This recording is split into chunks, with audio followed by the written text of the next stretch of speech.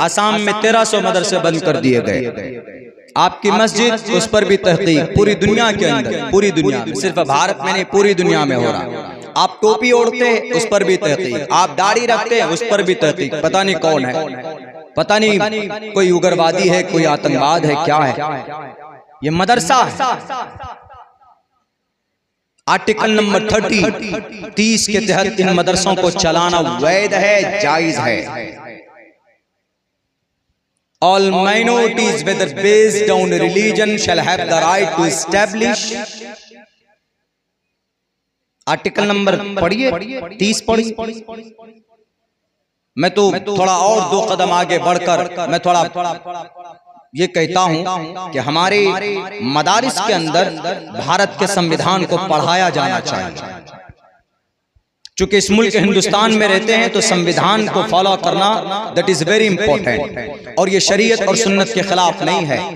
देश से, मुल्क से मोहब्बत करना कुरान और सुन्नत के खिलाफ नहीं है। हमारे अकाबिरीन ने किया, बड़ी मोहब्बत की है।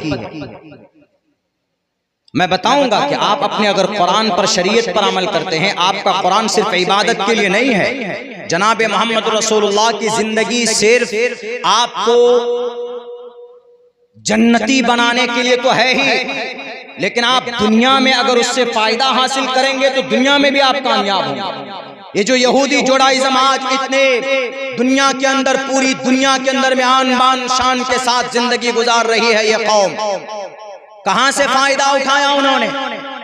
उनके बाइबल में, उनके इंजील में, मता, मरकस, लूका, यूहन्ना, बरनयास में उनसे रहनुमाई हासिल की नहीं। उसने आपके कुरान को, आपकी हदीस को 100 मर्तबा रिसर्च करके कामयाबी के नुस्खे निकाले उन्होंने। और हम अलंबरदार, कुरान और हदीस के हम दीवाने, नामी मुसलमान रब को पसंद नहीं है। रब को कामी मुसलमान पसंद है, अमली मुसलमान पसंद है। इसीलिए जरूरत, आज के जमाने में जरूरत है आप कुरान करीम को, उसमें आप कुरान करीम को पढ़िए, उससे इस्तिफादा कीजिए। बहुत सारी वो बातें हैं जो हमारे कुरान और शरीयत के अंदर छुपी हुई हैं, जो लोग पहले जमाने के अंदर, आज जो दुनिया के अंदर लोगों ने इतनी तरक्की की, किनके दिए हुए?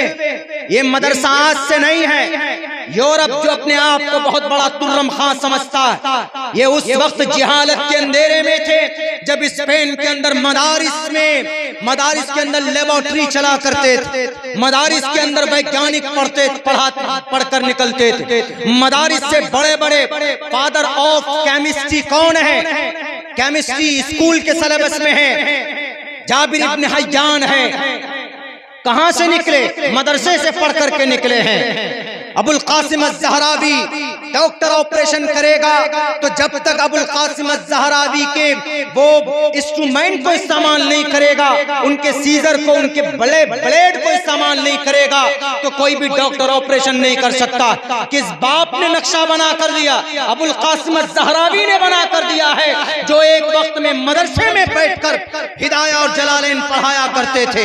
ये तो छोड़ो जनाब, शेख हुसैन इब्न अली सीना जो 10 लाख अल्फाज से किताब लिखता है जिसका नाम अल कानून, जिसके अंदर डॉक्टरी के सारे फार्मूले मौजूद हैं। ये 11 साल की उम्र में एक मदरसे के अंदर हाफिज कुरान बन जाते हैं। इसीलिए दुनिया गुलामी करती है आपके कुरान और हदीस की। आप उस पर अमल, रिसर्च करके आपके खिलाफ वो उसको इस्तेमाल करते हैं। और हम और आप तो वो हैं, पेदरम सुल्तान बूद वाला मामला हो गया कि सब कुछ हमारे पास है, लेकिन जनाब बस हमारे पूर्वज ऐसे थे, हम आज के जमाने में कुछ नहीं करते। ऐसा नहीं, आपको मैदान में आना होगा, आपको कुरान और शरीयत के मैदान में आना होगा, उसको जानना होगा, उस पर अमल करना होगा, तो इंशाअल्लाह तबारक व तआला दुनिया आपके कदमों के नीचे होगी। ये 1.5 करोड़ की आबादी वाली कौम पूरी दुनिया के अंदर इसकी हुक्मरानी है, कैसे कामयाब हुई पता है आपको? 1.5 करोड़ पूरी दुनिया में। और आप कितने हैं पूरी दुनिया में? 1.5 नहीं 2 अरब। तकरीबन 1 अरब 80 करोड़ की आबादी है, अबाउट 2 अरब की आबादी मुस्लिम कौम की है। और इन यहूदियों की आबादी कितनी? सिर्फ 1.5 अरब, इनके 1.5 करोड़ बहुत, ये समझिए कि कुछ भी नहीं है। 1.5-2 अरब के सामने 1.5 करोड़ की कोई हैसियत है? कुछ भी नहीं है। लेकिन पूरी दुनिया को अपनी मुट्ठी में उन्होंने किया है। कैसे किया है? 3 बातें मैं पेश करूंगा आपके सामने, आपके कुरान और आपके हदीस के ऊपर रिसर्च करके उस पर अमल किया उन्होंने। और आज हम मुसलमान बस कुछ नहीं, नामी मुसलमान बनकर रह गए हैं। जनाब मोहम्मद रसूलुल्लाह की कोई सुन्नत हमारी जिंदगी के अंदर नहीं पाई जाती है। मेरे भाइयों, आपके पास ईमान है, आपके पास बड़ी कीमती दौलत है। इस ईमान को मुज़य्यन करने के लिए, इस ईमान को मजबूत करने के लिए जनाब मोहम्मद रसूलुल्लाह सल्लल्लाहु अलैहि वसल्लम की सुन्नत पर अमल करना जरूरी है। सिर्फ नाम से नहीं चलेगा, बल्कि अमल करना जरूरी है। और नबी पाक अलैहिस्सलाम की सुन्नत पर शान से अमल करो। अगर कोई कुछ बोलता है कि तुम जिहादी हो, तुम फसादी हो, तुम लुटेरे हो, तो तारीख गवाह है। उन तारीख को पढ़िए, अपने दिमाग में बिठाइए। जब जरूरत पड़े तो तारीख के हवाले से उनके मुंह को बंद करने की कोशिश करो। अभी एक मामला हुआ था ना, मैंने कल की तकरीर में कही थी, आज भी आपके सामने पेश करता हूँ। एक मामला महाराष्ट्र का हुआ। नबी पाक अलैहिस्सलाम की शान में तौहीन आमेज कलिमात कहे गए। लाख कुरान और हदीस की तशरीह कीजिए, आप वो नहीं मानेगा। तो हमारे पास मैसेज आया, लोगों ने कहा कि मौलाना आप तो उनकी किताबों को जानते हैं, जरा पढ़कर के आप ही देखिए तो कहीं पर इस तरह की बात है। हमने कहा कि मोहम्मद रसूलुल्लाह सल्लल्लाहु अलैहि वसल्लम जिस दीन को, जिस शरीयत को लेकर आए, ऐसा नहीं है कि वो सिर्फ कुरान और हदीस तक ही महदूद है। दुनिया की बहुत सारी किताबों के अंदर मोहम्मद अलैहिस्सलाम के औसाफ कमालात को बयान किया गया। जैन स्वामी की, महावीर जैन स्वामी ने भी अपने जीवनी के अंदर मोहम्मद रसूलुल्लाह का चर्चा किया। गौतम बुद्ध सिद्धार्थ ने चर्चा किया। यहाँ तक कि हमारे सनातन धर्मी भाई हैं, उन्होंने तो बाज़ाब्ता नाम ले करके मोहम्मद अलैहिस्सलाम के पैदाइश की जगह माँ बाप का नाम का भी चर्चा किया। पंडित केवल आनंद जोशी ने, डॉक्टर वैद प्रकाश उपाध्याय ने। तो हमने जब तहकीक की, उन्होंने एक बात ये कही कि आपके नबी तो 6 साल की बच्ची से निकाह कर बैठे, 9 साल की छोटी बच्ची को अब बीवी बनाकर लेकर आए। आपके नबी इतने बड़े जालिम हैं। आपके नबी एक छोटी बच्ची पर तरस नहीं खा रहे हैं। 50 साल का एजेड आदमी एक 9 साल की बच्ची से निकाह, हाउ इज इट इम्पॉसिबल? ये कैसी नामुमकिन चीज को मुमकिन में बदल दिया है? इस सवाल का जवाब दुनिया के सामने आप रखेंगे, मॉडर्न दुनिया के सामने में, तो दुनिया यही समझेगी कि यकीनन ये जुल्म है। आप कुरान और हदीस के लाख दलाइल पेश कीजिए, वो नहीं मानेंगे। हमने कहा कि कुरान और हदीस तो है ही, वो तो मुसद्दक कलाम है। कुरान हमारा मुसद्दक है, अल्लाह के नबी की हदीस, कई हदीस के अंदर ये बात वाज़े तौर पर है कि हाँ, मोहम्मद रसूलुल्लाह ने 9 साल की उम्र में अम्मा आयशा सिद्दीक़ा रज़ियल्लाहु ताला अन्हा को अपनी बीवी बनाकर घर पर लेकर आए। इसमें कोई शक नहीं, इसमें हम कोई वो नहीं कह सकते कि नहीं इतनी उम्र नहीं थी, इतनी उम्र थी, उतनी ही उम्र थी। हाँ, एक कुछ लोगों ने ये बात कही है कि 12 या 13 या 14 साल की उम्र रही होगी। हमने सोचा कि बेहतर है कि वो गुरुजी की किताब देखें, उनके अंदर भी कहीं पर है कि नहीं। ताद्दुदे अज़वाज के ऊपर भी हमने देखा, यानी एक मर्द कई बीवी रख सकते हैं, उसके ऊपर भी हमने श्लोक ढूंढे और इस पर तो वाज़े तौर पर हमको मंत्र मिल गया। उसमें लिखा हुआ था त्रिशदशो दशवर्षा, त्रिशदशो दशवर्षा, 30 बरस का मर्द, 10 वर्षा, 10 साल की लड़की से जिसको हैज न आया हो उससे शादी कर सकता है। महाभारत का मंत्र है, देखिए, हिंदू भाइयों का पवित्र ग्रंथ है। त्रिशदशो दशवर्षा भार्गो विंदेन नग्निकाम, नग्निकाम सगाई को बोलते हैं, संस्कृत में शादी को बोलते हैं। 30 बरस का मर्द 10 साल की बच्ची से निकाह कर सकता है, शादी कर सकता। आगे देखे, एकविंशति वर्षा, एकविंशति 20 को बोलते हैं विंशति। संस्कृत जो लोग जानते हैं, जो लोग स्कूलों में पढ़ते हैं, उनको एक सिलेबस पढ़ाया जाता है, एक चैप्टर ये भी रखा जाता है संस्कृत में। एकविंशति, 20 को विंशति बोलते हैं, 10 को दशा बोलते हैं। एकम द्वे त्रीणि चत्वारि पंचाशत् सप्त अष्ट नव दशा एकादश एकादश द्वादश त्रयोदश चतुर्दश पंचादश षोडश सप्तादश अष्टोदश विंशति, 20 को बोलते हैं एकविंशति, 20 बरस 21 बरस का मर्द वा 17 वर्ष 7 बरस की लड़की से विवाह कर सकता है।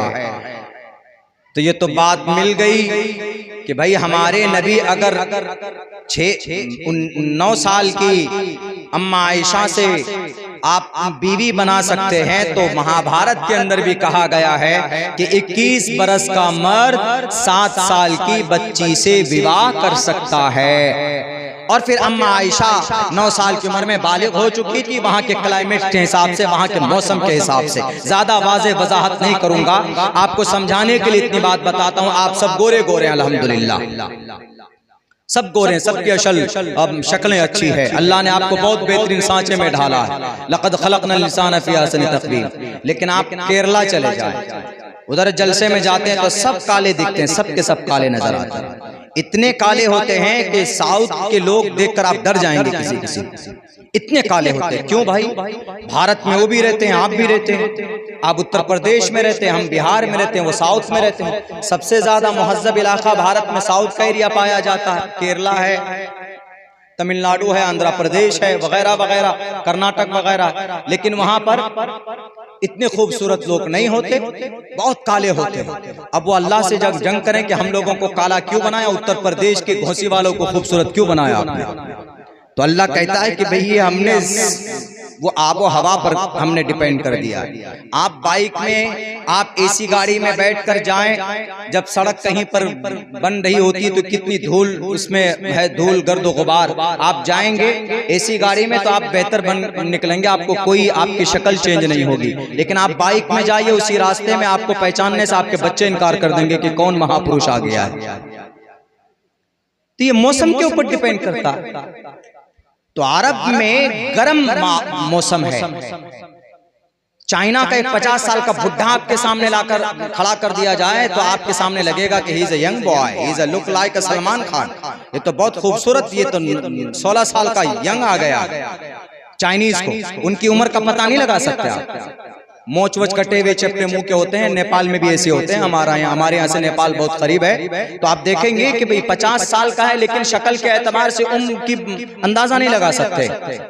लेकिन कुछ इलाके ऐसे होते हैं कि भाई 15-16 साल का लड़का देखकर आप कहेंगे तुम्हारी उम्र 30 साल लग रही है। तो ये डिपेंड करता है क्लाइमेट पे, वेदर के ऊपर।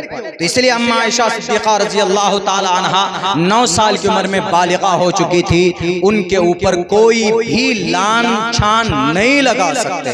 अगर आपको लगाना है, आपको इस हदीस पर एतराज है, तो पहले महाभारत को पढ़िए, उसके अंदर साफ, उसके अंदर उम्र की तायीन की गई। त्रिशदशो, इसकी तशरीह नहीं कर सकते कुछ और। त्रिशदशो, त्रि मने 3, सदशो सदा, सदशो 10,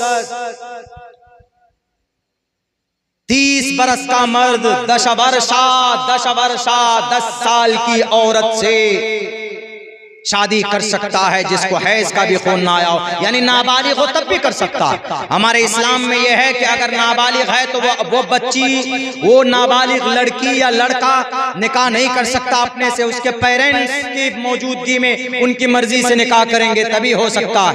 और हजरत अम्मा आयशा सिद्दीक़ा रज़ी अल्लाह ताला अन्हा का निकाह उनके अब्बा मोहतरम हजरत अबू बकर सिद्दीक और उनकी माँ की इजाजत से, उनकी मर्जी से निकाह हुआ था। ऐसा नहीं कि मोहम्मद रसूलुल्लाह ने कोई जोर जबरदस्ती की हो, बल्कि बाज़ाब्ता तौर पर पैगाम निकाह भेजा गया।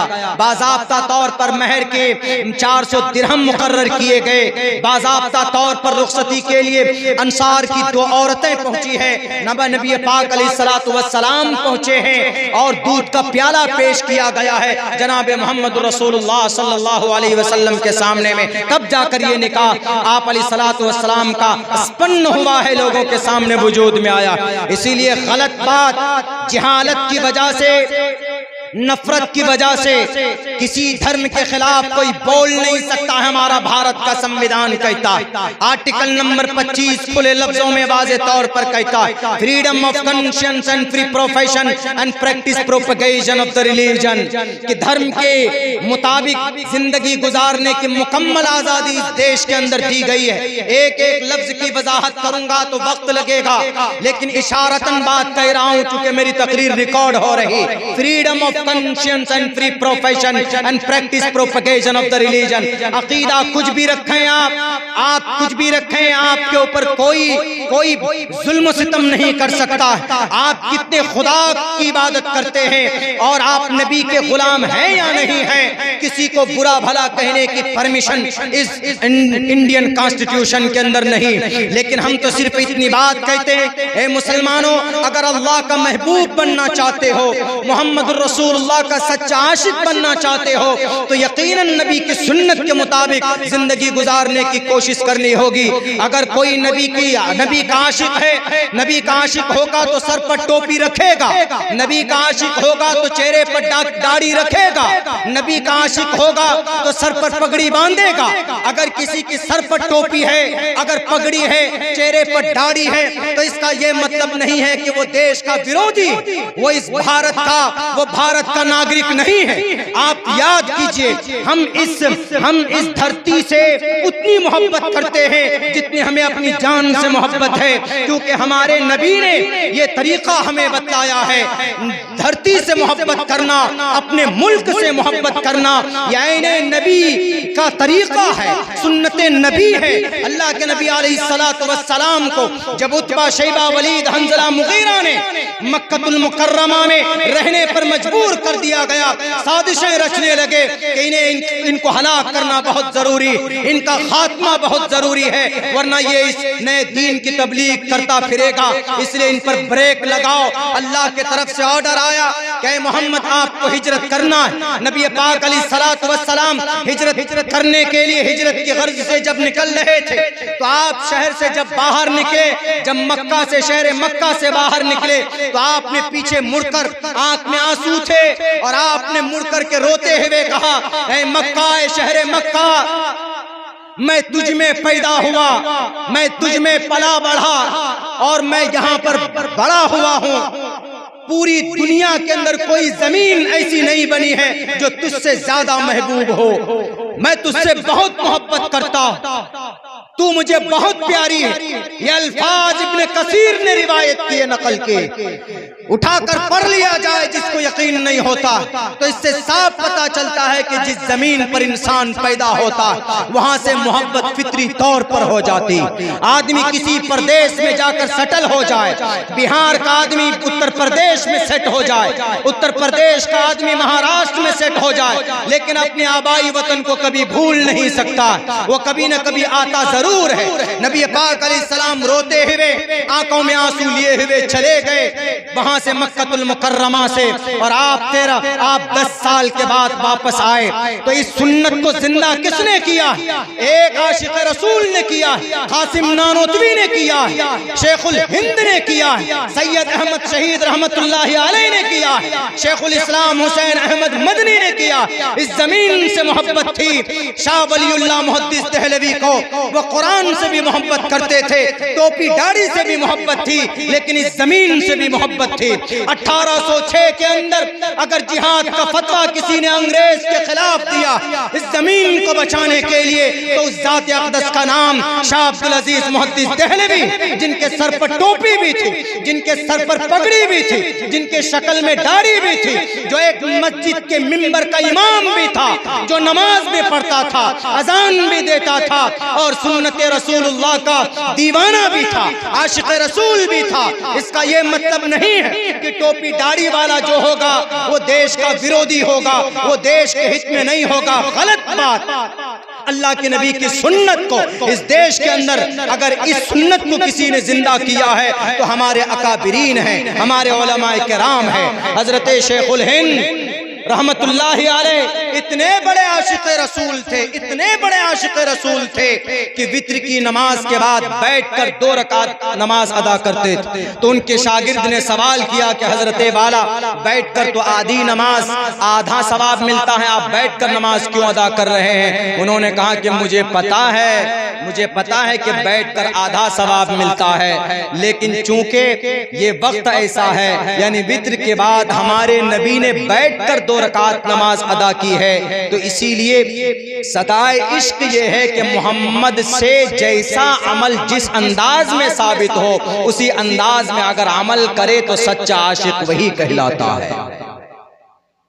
कितनी रियायत की जा रही है बताइए अल्लाह के नबी अलैहिस्सलाम की। कौन शेखुल हिंद रहमतुल्लाहि अलैह, जो बड़े अजीम मुजाहिद गुजरे हैं, आशिक़ रसूल होने के साथ साथ भारत का एक सच्चा नागरिक भी थे, शेखुल हिंद रहमतुल्लाहि अलैह, जिनके हाथ से top 10 university, Jamia Millia university की बुनियाद शेखुल हिंद ने रखी। आज जो पूरी दुनिया के अंदर नंबर 1 पर अभी सन 2023 के सेंसस जो उनका ग्लोबल सर्वे किया गया, तो नंबर 1 का भारत की कोई यूनिवर्सिटी तो जामिया मिल्लिया दिल्ली की वो यूनिवर्सिटी, शेखुल हिंद के हाथ से रखी हुई यूनिवर्सिटी। हमारा इस्लाम मना नहीं करता यूनिवर्सिटी बनाने को, बल्कि दुनिया के अंदर जो इजादात है, दुनिया के अंदर जो टेक्नोलॉजी है, वो हमारे कुरान और हदीस से वो लोग इस्तिफादा करते हैं, उसके अंदर गोता लगाते हैं, निकालते हैं। मेरे भाइयों, मेरे साथियों, इसीलिए कबीदा खातिर होने की ज़रूरत नहीं।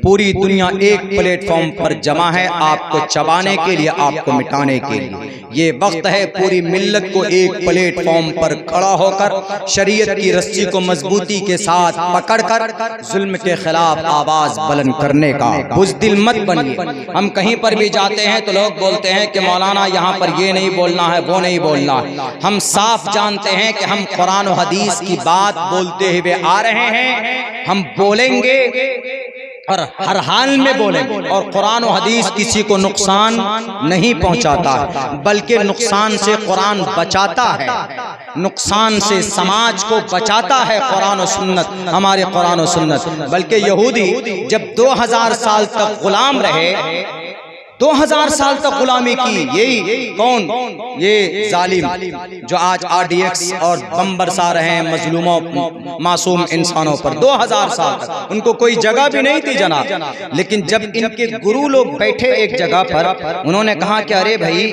आखिर क्या वजह है कि हम कामयाब नहीं हो रहे हैं, क्या वजह है कि हम रुसवाई की जिंदगी गुजार रहे हैं, हमें गैस के चैम्बर में मार दिया जाता है, आखिर हम कामयाब कैसे होंगे? उनमें से एक बूढ़ा शख्स उठा, उन्होंने कहा कि if you want to be a success in this world you have to follow the last prophet Mohammad सल्लल्लाहु अलैहि वसल्लम। उन्होंने कहा कि अगर सक्सेस होना चाहते हो, you have to follow the method of the last prophet, Mohammad को मानना होगा, उनकी जीवनी के ऊपर रिसर्च करना होगा। उन्होंने कहा अच्छा ठीक है, करते हैं, जरा बताइए कि मोहम्मद के ऊपर सबसे पहला मैसेज कौन सा आया?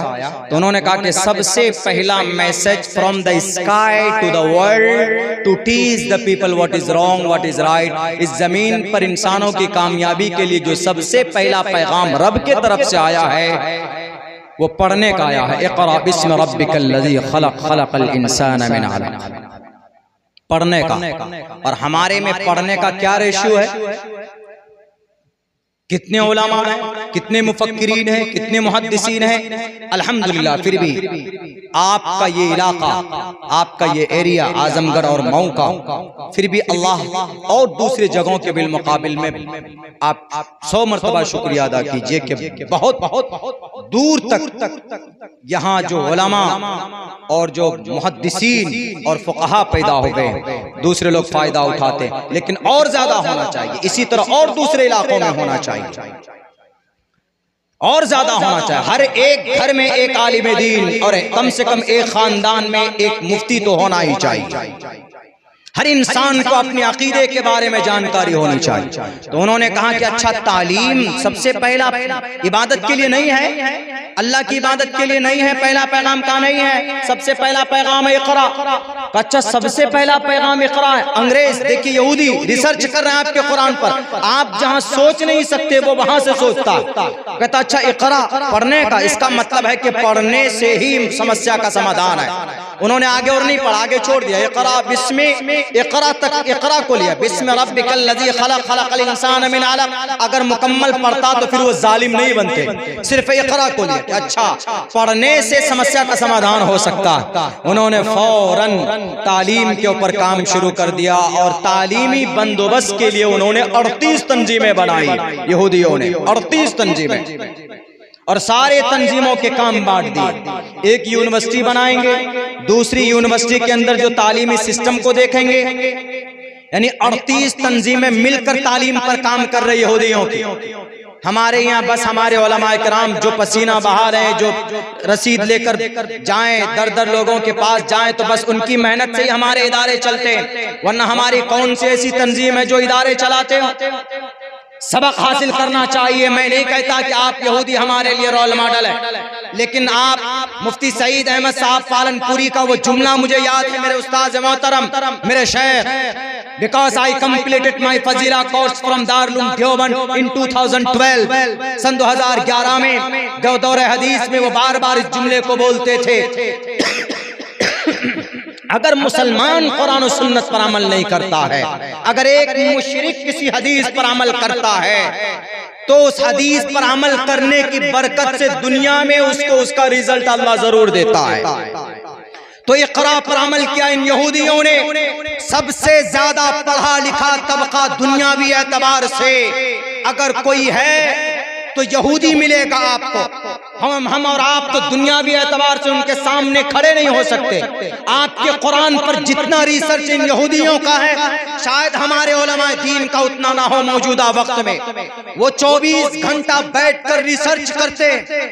आपकी सुन्नत, आप जो नमाज पढ़ते हैं, जो मिसवाक करते हैं, मिसवाक जैसी सुन्नत, मिसवाक से क्या फायदे हैं, उसको मिटाने के लिए वो साजिशें कर रहा है। अपने बच्चों को मदरसे में भेजता है और कहता है कि जाओ पढ़ करके आओ। इन मुसलमानों के बीच में जरा देखो कि भाई इनके हम ईमान को कैसे सल्ब कर सकते हैं। बच्चा मदरसे में भेजता है, वो बच्चा यहाँ से रिपोर्ट पेश करता है, ऐ मेरे गुरुजी, इन मुसलमानों के बीच में आप इनको कुरान और हदीस के पढ़ने वाले फुक़हाए किराम का, मुहद्दिसीन का मुकाबला तो नहीं कर सकते। एक अदना सी बात है मिसवाक। मिसवाक का इतना बड़ा फायदा है कि इनकी नबी की सुन्नत बताते हैं ये लोग कि जो आदमी मिसवाक करेगा उसका अदना फायदा यह है कि आदमी की मौत हालत ईमान पर होगी। वो यहूदी कहता है कि अच्छा इतना बड़ा फायदा है, इतना बड़ा फायदा, हम तो कुफ्र की हालत में मारना चाहते हैं। तो लो एक काम करो, इस मिसवाक को कैसे इनकी जेब से, इनकी पॉकेट से और इनकी जिंदगी से निकाल दें, इसके ऊपर रिसर्च करता है। तब जाकर उन्होंने कोलगेट पेस्ट जो हम लोग रातों दिन इस्तेमाल करते हैं, ये मेड इन यहूदी है। आप जहां सोच नहीं सकते, आपकी सोच जहां शायद खत्म होती है, उनकी सोच की शुरुआत वहां से होती है। आपको जहन्नम में पहुंचाने के लिए रातों दिन की मेहनत उनकी होती है। उन्होंने कहा अच्छा इतना बड़ा फायदा मिसवाक का, लो हम कोलगेट इजाद कर देते। आज 90% मुसलमान कोलगेट इस्तेमाल करता है। ब्रश को नाफिज कर दिया, oral B brush made in यहूदी। इक़रा पर अमल करता है। हम और आप कितने अमल करते हैं? हमारे मुस्लिम बच्चे अरकान इस्लाम को नहीं जानते। सलमान खान का नाम पूछोगे तो उनके बाप का भी नाम बता देगा, उनके भाइयों का नाम बता देगा, लेकिन हमारे नबी के बारे में पूछो तो आपके अज़वाज मुतहरात कितने हैं नहीं बता पाएंगे हमारे नौजवान। बुनियादी इस्लाम, अरकान इस्लाम कितने नहीं बता पाएंगे हमारे नौजवान। वजू में कितने फराइज़ नहीं बता पाएंगे। ज़कात की फर्जियत क्या है, निसाब ज़कात क्या नहीं बता पाएंगे हमारे नौजवान, नमाज की क्या शराइत है नहीं बता पाएंगे हमारे नौजवान। अब बताइए, आपका दुश्मन आपके एक एक अमल को मिटाने के लिए साजिशें कर रहा है और जो हुक्म आपके लिए था आप भाग रहे हो। ये तो कुर्बान जाइए हमारे उलमाए किराम की इनकी मेहनत पर, ये रात दिन मेहनत करके ये मदारिस जो बाकी है, इन्हीं उलमाए किराम की मेहनत और इनके कद्दो काबिज से आज बाकी। इसीलिए हर किसी को तालीम पर मेहनत करने की सख्त जरूरत है। अपनी कुरान और हदीस पर कोई मदद करने नहीं आएगा। आप तालीम याफ्ता होंगे, दुनिया के हर तालीम को पढ़ने की कोशिश करो। अभी जैसे नाजिम साहब ने कहा कि मौलाना अब्दुल्ला चारों वैद को जानते। दारुल देवबंद में जब सन 2011 में मैं था, मैं अंग्रेजी का एक वर्ड नहीं जानता था।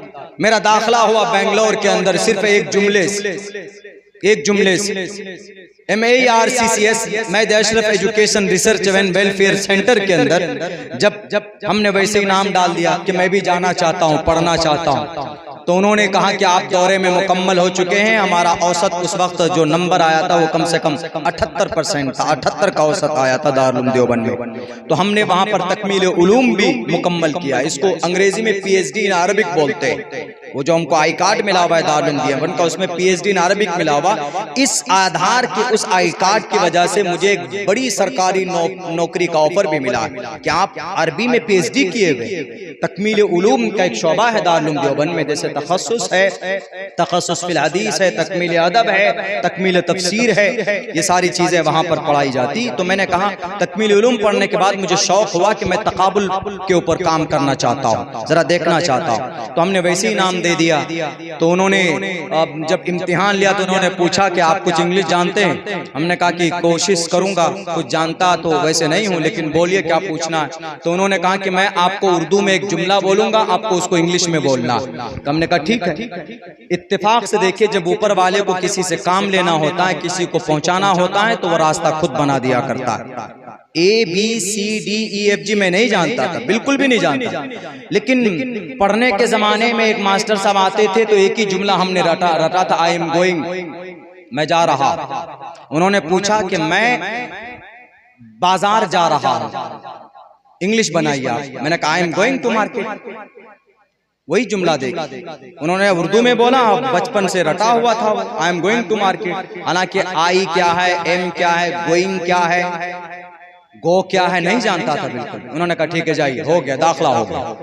गए 3 महीने तक पढ़े, बोरिया बिस्तर लेकर भागने लगे। जो प्रोफेसर मोहसिन साहब थे, जिन्होंने संस्कृत हमको सिखाया है, प्रोफेसर मोहसिन साहब थे, उन्होंने कहा कि मौलाना अब्दुल्ला साहब, मौलाना आदमी जब वहाँ याद नहीं होता तो खड़े कर देते थे, मुर्गा बन जाओ, कान पकड़ लो, खड़े हो जाओ। बड़ी इंसल्टी होती थी, अरे भाई यहाँ हम लोग दारुल देवबंद के कासमी हैं और यहाँ मुर्गा बना दे रहे कान पकड़ कर, तो बड़ी इंसल्टी होती थी कि नहीं पढ़ेंगे, हम जा रहे 3 महीने तक। उन्होंने प्रोफेसर साहब ने कहा कि आप पढ़िए मौलाना, और 3 महीने का वक्त और दीजिए आप, हमें कभी उम्मीद है कि आप सीख जाएंगे इंशाअल्लाह। तो 6 महीना पढ़ने के बाद तब वो हमको एक रोज बुला कर कहते हैं कि मौलाना अब्दुल्ला 6 महीने हो गए, आप जा सकते हैं, आप जाइए जहां जाना। मैंने कहा कि सर और नहीं जाऊंगा, कंप्लीट करके जाऊंगा, क्योंकि 6 महीने के अंदर अंग्रेजी जुबान में we are able to give speech for the long time English language. हम लंबे वक्त तक इंग्लिश में स्पीच दे सकते थे खड़े होकर लोगों के सामने में, इन एनी टॉपिक। पिछले मर्तबा पड़ोसी मुल्क बांग्लादेश जाना हुआ, ढाका में 3 प्रोग्राम था। उनमें से ढाका के अंदर यह कहा गया कि आपको प्रॉफिट की सीरत के ऊपर, and you have to give speech among the people only about the last prophet Mohammad सल्लल्लाहु अलैहि वसल्लम। हमने कहा why not, I am able, I can give speech in front of you in any topic इंशाअल्लाह, by virtue of Allah's blessing हम दे सकते हैं। तो ये कोई बड़ी बात नहीं है कि कोई अंग्रेजी बोलना है तो तुर्रम खां बन गया, ऐसा नहीं है। तो संस्कृत जुबान हमने वहां सीखी, जब हमने देखा कि भाई इसके अंदर बहुत सारी अच्छी बातें मौजूद है, इसको सीखने की जरूरत है, तो तब हमने बाज़ाब्ता तौर पर उस्मानिया यूनिवर्सिटी में एडमिशन लिया संस्कृत लैंग्वेज को सीखने के लिए। बहुत से लोग परेशान होते हैं कि मौलाना आप चतुर्वेदी साहब बन गए हैं, हम भी चतुर्वेदी बनना चाहते हैं, कहाँ बनता? हमने कहा कि चतुर्वेदी का कोई कोर्स नहीं है, ये जाती मेहनत है। आप मेहनत कीजिए तो आपको बहुत सारे ऐसे वसाइल मिल जाएंगे कि आप दुनिया के हर ग्रंथों को पढ़ सकते हैं। ऋग्वेद, यजुर्वेद, सामवेद, अथर्ववेद, रामायण, महाभारत, गीता, पुराण, भविष्य पुराण, कल की पुराण, मत्स्य पुराण, भागवत पुराण, सिर्फ 4 वेद नहीं, अल्लाह के फजल से इन किताबों के ऊपर मुताला अब भी जारी है और मैं करता हूँ। जो जब जिस चीज की जरूरत आती है तो मैं पढ़ता हूँ। यही 2 मंत्र हमने जो नबी पाक अलैहिस्सलातु वस्सलाम के ताल्लुक से आपके सामने पेश किए। एक मंत्र तो वो कि जो 9 साल की उम्र में जनाब मोहम्मद रसूलुल्लाह सल्लल्लाहु अलैहि वसल्लम ने अम्मा आयशा को अपनी बीवी बनाकर लेकर आए थे। एक तो ये मंत्र और एक मंत्र शादी के ताल्लुक से अल्लाह के नबी ने फरमाया कि भाई अगर तुमको अपनी खुशहाल जिंदगी गुजारना हो, गुनाहों से बचना हो, तो आप अगर एबल हैं, बीवी के खर्च पर अगर आप मुतमईन हैं, उनको नान नफका दे सकते हैं, तो आप शादी कीजिए। अल्लाह के नबी की हदीस है। लेकिन उसके साथ साथ में एक मंत्र भी है, यथा वायुम समाश्रिते सर्व जीवंते जंतवा तथा ग्रस्तामाश्रिते इतारा शरामा सर्वंते इतारा शरामा, कि इंसान को जैसे हवा इंसान की जिंदगी के लिए जरूरी है, वैसे ही खुशहाल जिंदगी के लिए बीवी का होना जरूरी है। बीवी का होना जरूरी है, गर्लफ्रेंड का होना जरूरी नहीं है। आज जो हमारे नौजवान सिर्फ ये इसको गिफ्ट दो मोबाइल के जरिए से और मैसेजेस डिलीवर करते हैं, आपकी जिंदगी की तबाही है उसके अंदर में। आप अपनी मुबारक जिंदगी को तबाह मत करो। नौजवानों, आपको अगर ज्यादा शौक है, अगर आप चाहते हैं कि नहीं भाई आपकी जीवन के अंदर किसी औरत का अगर साथ हो, तो बेहतर तरीका नबी पाक अलैहिस्सलातु वस्सलाम ने बताया है कि आप निकाह कीजिए, आप शादी कीजिए। उससे पहले कोई रास्ता नहीं किसी औरत को अपनी जिंदगी में दाखिल करने का, किसी औरत से बातचीत करने का, बल्कि औरत के लिए परमिशन नहीं। अल्लाह का कुरान तो यूं कहता है, वला तखज़ान बिल कौल, ऐ समाज की बेटियों, अगर किसी गैर महरम से बात करने की नौबत आए तो तुम खूबसूरत अंदाज में, पस्त आवाज में बात मत करो।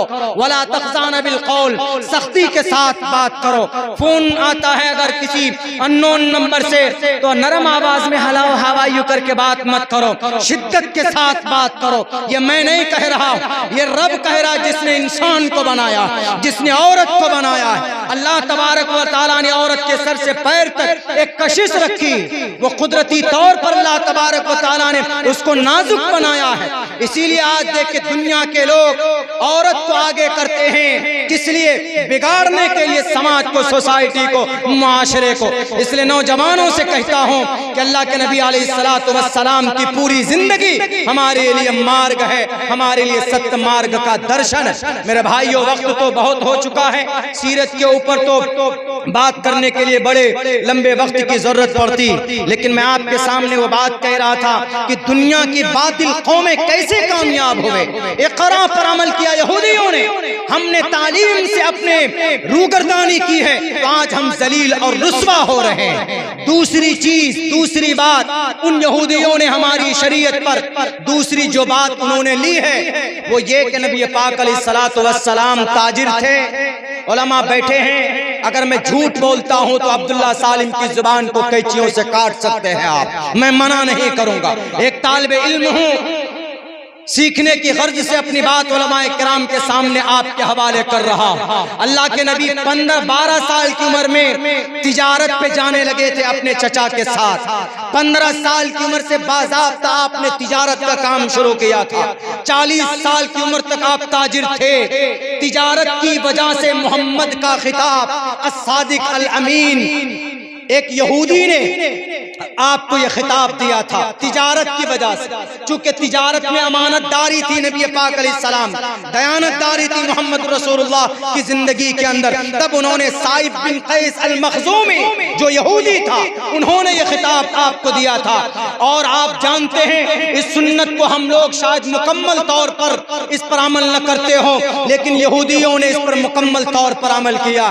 780 प्रोडक्ट यहूदियों के, 780 चीजें बनाकर तिजारत की दुनिया का बेताज बादशाह अगर कोई है दुनिया के अंदर, ये यहूदी है। आपके बीच में जितने भी प्रोडक्ट आप इस्तेमाल करते, आप मोबाइल यूज करते हैं आईफोन, आप मोबाइल यूज करते हैं सैमसंग, नोकिया, मोटोरोला आप यूज करते, ये सब मेड इन यहूदी।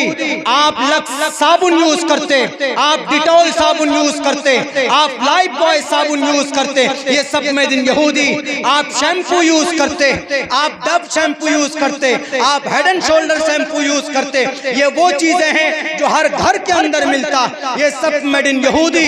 हमारी समाज की बेटियां गार्नियर कलर यूज करती, हमारी समाज की बेटियां कीमती कलर लोरेल यूज करती, वो सब मेड इन यहूदी। हमारी समाज की बेटियां ब्यूटी के लिए पाउडर यूज करती, ऑयल यूज करती, क्रीम यूज करती, ये सब के सब पॉन्ड्स, ये क्रीम है, पाउडर है, ये सब मेड इन यहूदी है। यानी तिजारत की सुन्नत पर अगर 100% किसी ने अमल किया है तो यहूदियों ने अमल किया है। शायद यही वजह है कि वो पिछले 75 साल के अंदर इन दोनों बातों पर अमल करने की वजह से आज उनकी हालत इतनी है कि पूरी दुनिया की ताकत इन यहूदियों से आज डर रही है। क्यों? इसलिए कि वो इतने पावरफुल हो गए, जो भी उनके खिलाफ बोलता उसको खरीद लेता। हम और आप कहां गए जनाब? हमारे नौजवान तो मोबाइल में, सोशल मीडिया में, अरे पॉपुलर होने के लिए फेसबुक पे सेल्फी डालकर अपने आप को फेमस करना। आप क्या सोचते हैं कि भाई लोग, ये तो लोगों का तरीका है कि हम सेल्फी डाल देंगे इंस्टाग्राम पे, फेसबुक पे, नीचे चेक करते हैं क्या कमेंट्स आए, कितने लाइक मिले और कितना पैसा आया यूट्यूब के अंदर, वो भी देखते हैं। लेकिन मेरे भाइयों, कुर्बान जाइए उस ज़ात अक़दस पर जिनकी कोई इंस्टाग्राम आईडी नहीं है, फेसबुक आईडी नहीं है, ट्विटर आईडी नहीं है, कुछ भी नहीं है, लेकिन पूरी दुनिया के अंदर सबसे ज्यादा उनके फॉलोवर वो कौन? जनाब मोहम्मद रसूलुल्लाह सल्लल्लाहु अलैहि वसल्लम। उनका गुलाम बनिए तो इंशाअल्लाह खुद ही फेमस हो जाएंगे।